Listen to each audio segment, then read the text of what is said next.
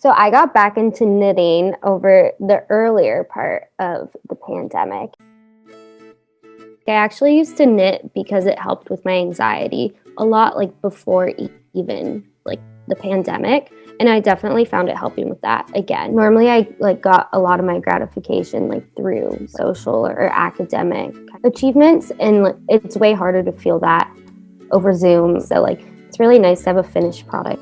It really helped me to relax when I'm stressed. This is a squirrel, and I use a needle to poke little stitches onto these. I learned how to do a lot of creative things for my grandma. And so I think going back to a calming time when I was more in my childhood and figuring out how to create different things and finding ways to create something when we're in a time where you can't be around a lot of people. So I definitely think it has helped with mental health. And I think a lot of people, they've also found that it can be a really good outlet.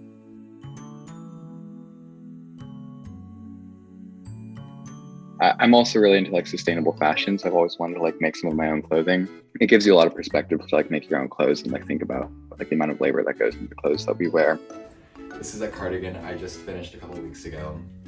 It's inspired by the one that Harry Styles wore, made by J.W. Anderson originally, but I kind of took my own spin on it with some different patches and styles. I think there's a certain simplicity to it, so I kind of understand the reasons that we do need drastic changes in the way we consume things and the way that things are produced. I'm an environmental studies major, so it's something that I really value, sustainability.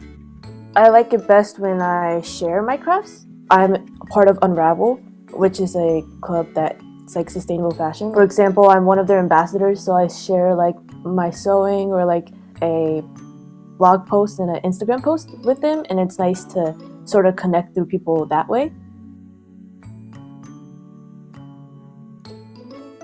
I think nowadays there's also a lot of online communities. People make videos on TikToks and doing thrift flips and things like that. And so I think utilizing the online technology that we have now, especially in the time of a pandemic. I've learned everything through YouTube and the internet. YouTube is super helpful. There's tutorials for any kind of craft you want to learn.